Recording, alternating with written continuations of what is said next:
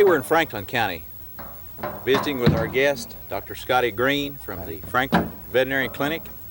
Today we're going to talk a little bit about cattle restraint, how we restrain using ropes and work around a facility on large animals. Dr. Green, show us some of the techniques that we should use so that we're safe when we work around these large animals and we can still get the job done and utilize those tools that are available to us. Okay. Luckily today we have a portable chute with us, and we have this little brown Swiss heifer. We picked on a small one to work on today to demonstrate with. When I started into practice about 30 years ago, there wasn't a chute in Franklin County, and all the cattle were restrained in a tobacco barn because we had to use that particular barn for a lot of different functions. We farrowed sheep, lamb sheep out in the barn, and we farrowed sows out in the barn, and we made a lot of use of it. So just for some of the younger veterinarians that are coming along with a lot of modern facilities, some of the fellows that started years ago had to handle these cattle on the end of the lasso. And you run the whole herd in a barn, you lasso each one of them, you stub them to a post, you get a blood sample, and you turn them loose. So we've got things a little bit easier now with these portable chutes, and while we got this one in here, we're going to demonstrate a few things that are very elementary. We finish this, we're going to show some restraints on animals when you do not have them in a chute, how to cast an animal. We're not going to actually lay it down, but we're going to show how it can be done. And then when we finish that, we're going to sit down and talk about a rope, how it's made, how to care for a rope, what to do, what not to do, how to make ties, and how to make several different type ties. Now the first thing we're going to do here is show some simple restraints, things that you can do, ways you can hold an animal when you don't have a chute.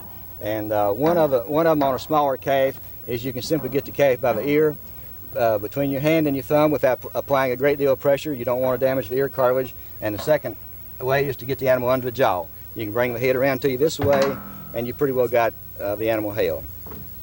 If you've got a good grip and a pretty strong arm on a larger cow, you can get them by the nose. Now this is a little painful procedure. They don't like it, and that's the idea. This is one of the things that takes the attention away from something else that you might be doing. So if you're working on a foot, if you're trying to treat a cow for mastitis, put some medication in the udder, pick up a foot, examine it for lameness to see if it has a nail in it or foot rot, something like that, you can hold them by the nose. Now the harder you squeeze, the more they object to it, so the ideal situation is to apply the least amount of pressure that you have to get the job done. And this is going to be true of all the restraint that we talk about today. The least amount of pressure that you can apply to get the animal examined or to get the animal treated. Now another good hold on the front of the cow is the lip. This is a pad out here that you can get in your hand like this, and there again, if you have a strong grip, you can kind of lead this cow around a little bit and kind of make her do what you want to. This is the ideal method of getting hold of one if you want to give a worm bolus, where you stick a worm pill down one, or if you want to use a speculum and your animal is bloated and you want to put a hose into the stomach or a piece of stomach tube in to relieve a gas.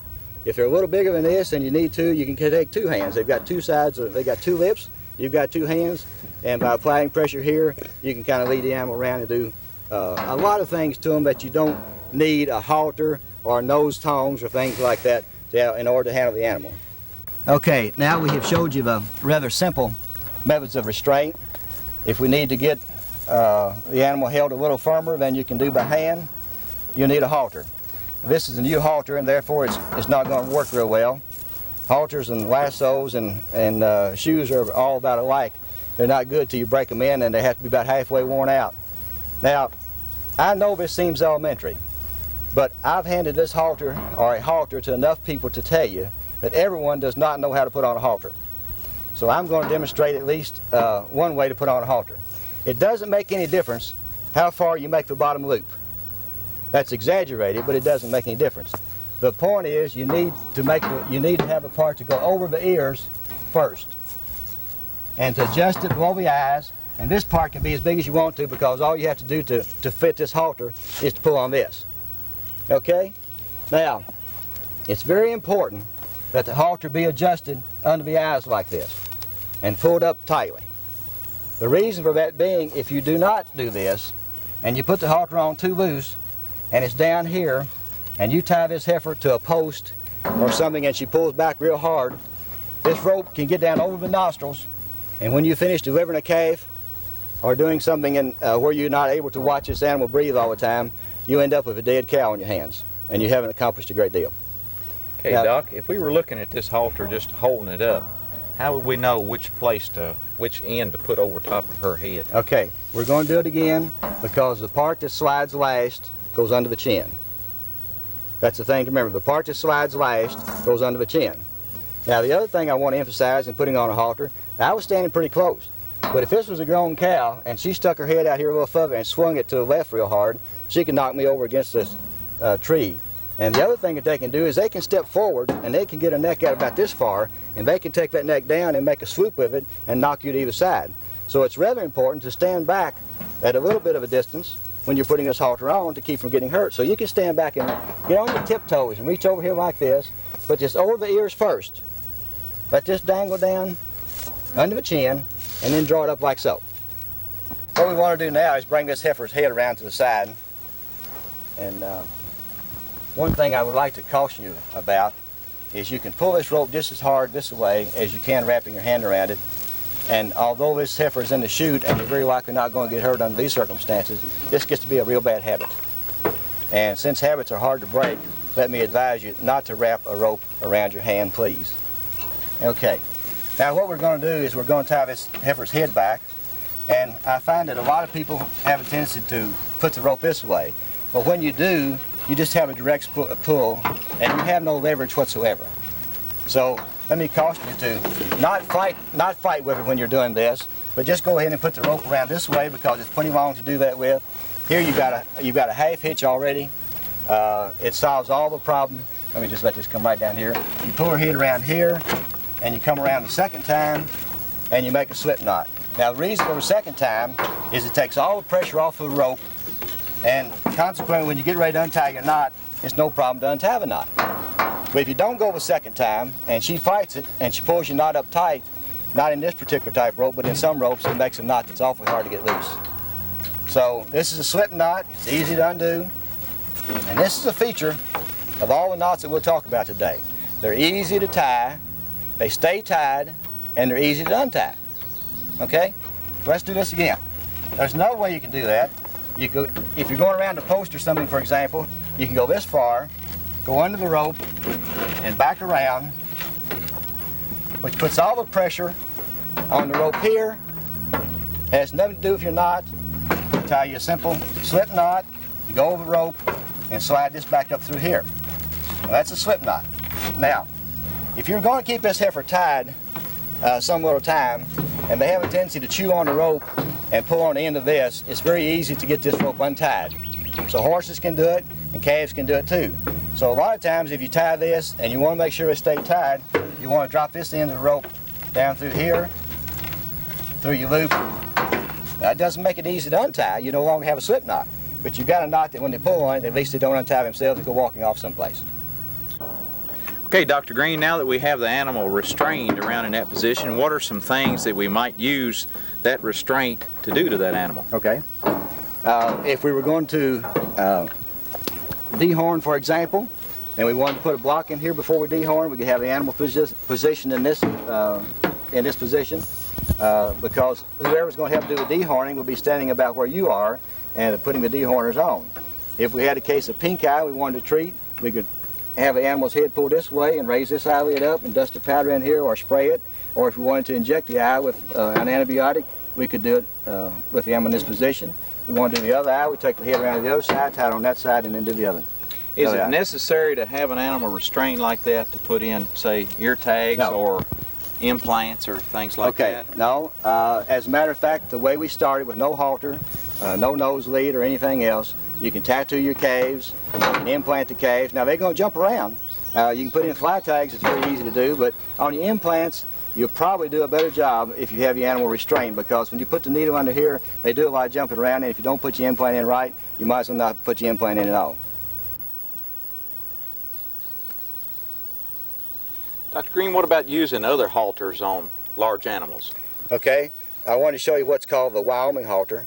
It's a piece of rope about 12 feet long, and you splice a ring in the end of it, It's a right simple halter, and I think it can be used for a lot of other things besides that. As a matter of fact, we're going to show in a minute how to pick up a foot with it.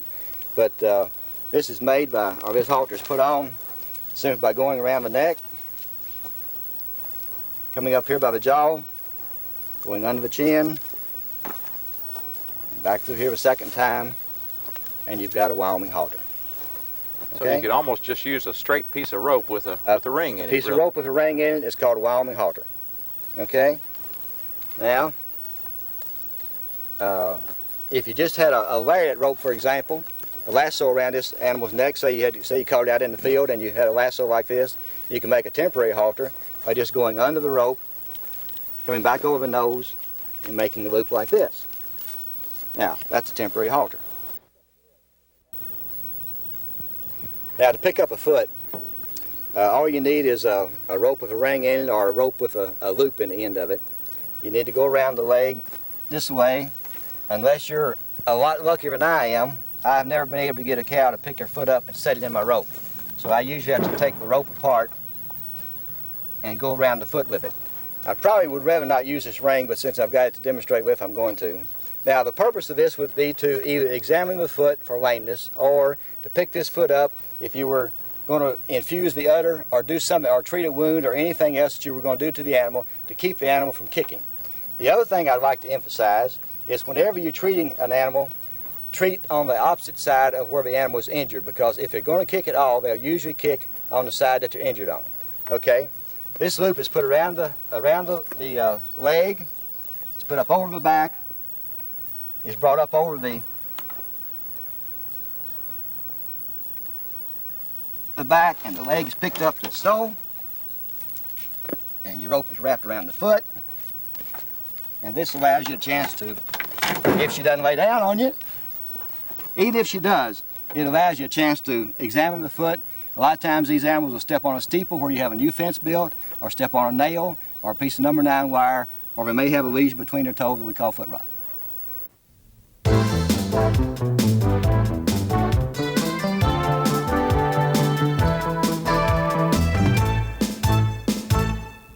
Dr. Green, if we were going to trim the feet on a large animal, how can we use ropes to do that? Okay, there's 2 ways to cast an animal. I'll demonstrate both of them, and I'll give you the pros and the cons. The first one is called the squeeze method, and it involves putting a loop around the neck or around the horns if the animal had horns.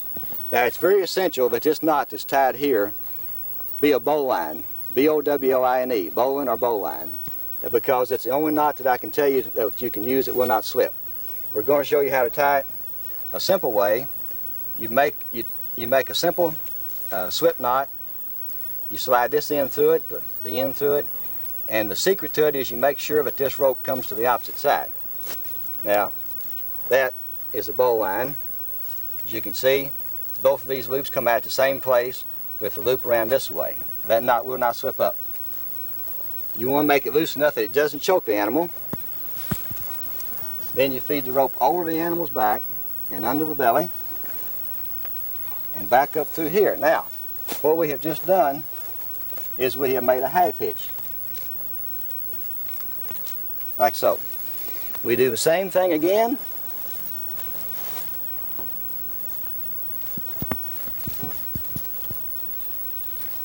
Back here, we want to avoid the udder at all possible. Got a big Holstein cow or something like that, you're going to impinge upon the milk vein. If it's a bull, you're going to put some pressure on the penis, and therefore this is usually not the method of choice in casting an animal. However, one person, one rope can pull on this and the animal will lay down. The second method used to cast an animal is called the Burley method. It's named after a veterinarian in Georgia, and it's spelled just like Burley, B-U-R-L-E-Y, just like our Burley tobacco. It involves taking half of a rope, I'll give you all of it, and half of it back. Okay? Taking half a rope, feeding it through the front, under the front leg. You got yours under there, Roger? Over the back, We got a long rope, but that's all right. And between the back legs. Well, she stepped on my loop. She did everything except what she's supposed to do. That's okay. Now, they get a little fractious when you do this, obviously. Jersey breeds are rather pleasant to work with, but when you get to harness them up like this, they don't particularly care for it. But a very little pressure on that rope, and the animal will lay down, as was just demonstrated unintentionally. The advantage of this method is it does not put a lot of pressure on the chest, as the first one does. It does not put a lot of pressure on the prepuce or penis or the udder. It also gives you two ropes that when you cast the animal down, these ropes can be used to put around the foot, come back up here, make a tie, and to actually restrain the animal much easier than the other method. Also, this is a good method to use if you have an animal that gets down in a pond or something, breaks through the ice, or a horse either. You come back up here, you can make a knot in here, and you can put a clevis under here, and you can raise this animal up out of the water, or if she's down and couldn't get up, raise her back up to her feet. Kind of makes a sling then, doesn't it, Doc? Makes a sling.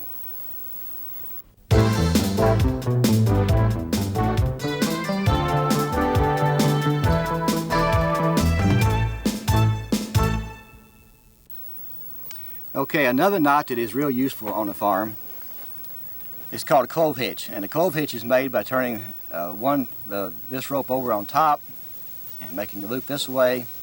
And this goes under this, and it goes over an object like this, save a bumper hitch on your vehicle. It makes an H. But this knot, when pulled up, will not let go. You can pull on this as hard as you want to, and it will not come loose. But it's an easy knot to get undone because you just kind of wiggle it a little bit and you get it off. So it wouldn't be good to tie a boat up with, but if you want to tie on a load of hay, or anything, if you want to put this over a bumper hitch on your car to say drag a log or something, it's so simple. It's not a knot, it's a hitch. And hitches don't weaken your rope because you don't put a lot of pressure on it, and you don't fray the fibers in your rope. So this is an excellent knot to use. The other one that would be useful on the farm is what we call a timber hitch. And the timber hitch, you go over the rope and come back and then wrap around it about 3 or 4 times through here like this. And you pull that knot up, and that's a timber hitch. And you can pull it on this all day, and the reason it won't come undone is because the rope is pulling against all those little wraps you put on there. But you did not tie a knot in it. If you don't tie a knot in it, you don't weaken your rope.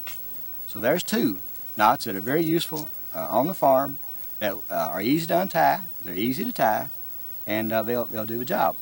Now the other way, if you had a pole here and you couldn't put it over the end, the second way to tie the knot, and I'll see if I can do it backwards here for a camera purpose, is you go over the rope and come back and slide this end up through here.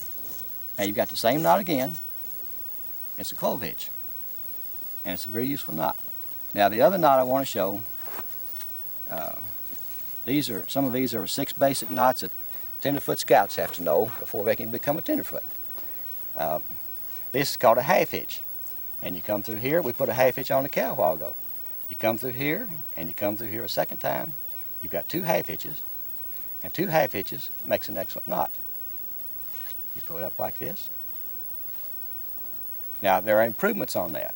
One of the improvements on this would be if you come through here twice, and then come back up here, and you do this the next time, and it looks like the same knot, but it's not the same knot because this knot won't slip, or the other one will. Now, demonstrations, that's the way they work. Roger, take my word for it, it won't slip. This is called a taut line hitch. You can loosen up on it, and then you can pull on it. You can loosen up on it, and you can pull on it. Okay? That's a taut line. That's kind of an improvement on 2 half hitches. And I guess that we would be unfair if we didn't tie a square knot. This way, this way, this way, this way, and back this way, and that's a square knot. Now we could use that if we were putting baler twine in the back of a baler, couldn't we? All right. I'm glad you've asked that question because there's a better knot. The square knot, although it's a traditional knot, is not the better knot to do that with. The better knot to do that with is called a sheet bend, S-H-E-E-T, sheet bend. And you can loop it the same way. Now let me show you. This is going to be a square knot. You go in through here, go around, and come back out through here, and you have a square knot. But if you won't go back out through there, and will come up under this rope that you went through to start with, and use this, now that's a sheet bend. This is a better knot than a square knot. This is a knot that's used to tie two ropes of unequal size. So if you have a piece of string and a big rope, you can tie a string to a rope and the knot would hold, or a square knot will not hold. But even for binder twine, this makes a much stronger knot, a much better knot, a much smaller knot, and will hold much better than a square knot will. It's called a sheet bend. I also want to show you again the knot that I used around the cow's neck, the bowline knot, because that knot does not pull up. It will not tighten up. Now the way that I showed you to do it was to make a simple slip knot like this, and to take the loose end and run through here. Now, it's very important when you pull the knot down that you pull this through to the opposite side. If you do that, you end up with a bowline knot, which we just did. And the way you can tell it's a bowline is because these two come out through the same hole.